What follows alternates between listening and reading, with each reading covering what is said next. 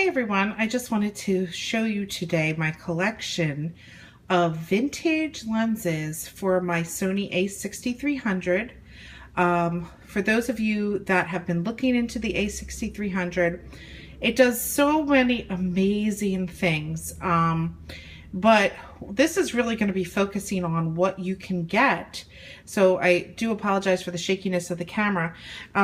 Here I want to show you, this is what you can get for it.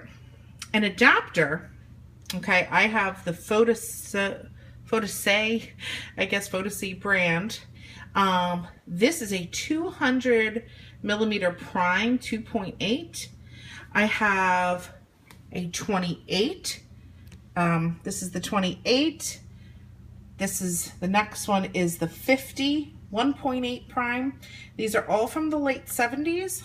And then we have the 135 2.8 prime. In the back, from the 90s, I had a film camera, the Rebel 2000.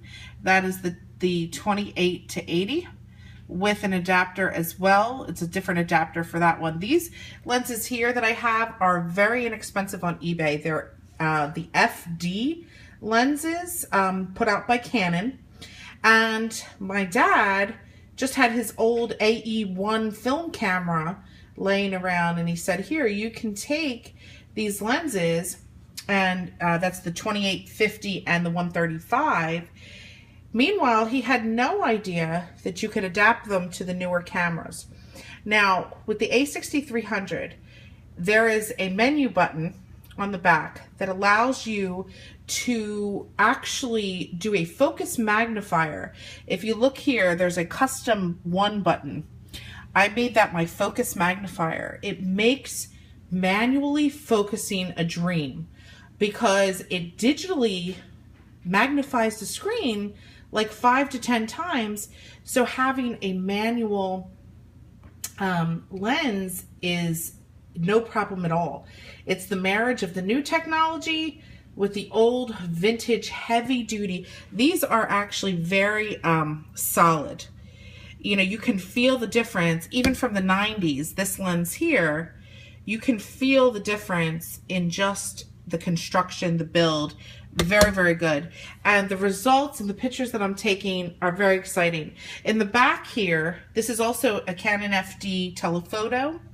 You can get that for about 12-15 bucks on eBay. I have the little, they come with cool little cases that they used to store them in. So a lot of people have that. But I really encourage people to look into the vintage glass, especially if you are getting into, like I am, the whole new world with mirrorless cameras. And the lenses can be anywhere from like $300 on the cheapy end, you know, for a cheap one, to thousands, $3,000, $4,000. So here you can imagine a prime lens, for those that know the sharpness of prime lenses, a 2.8 200 millimeter. I paid 140 bucks for this on eBay. This is the most expensive out of the bunch.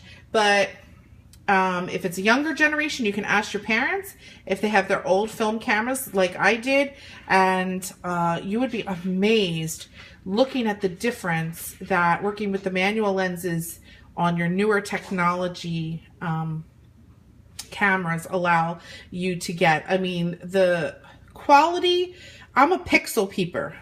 Now that word, for those of you that do not know what a pixel peeper is, you like to actually go into your photos and check out, like, okay, is everything sharp? Well, I'm that way. And I wasn't happy with the $300 lenses from Sony. As soon as I put on these, you know, lenses from my dad, but again, 25, 30 bucks on eBay. Wow, the quality of the pictures. So I really encourage everyone to look into the vintage glass.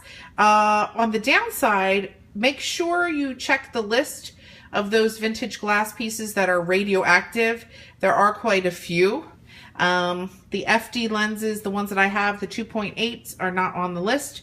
They use something called thorium, which became some sort of radioactive material. So you want to be careful there.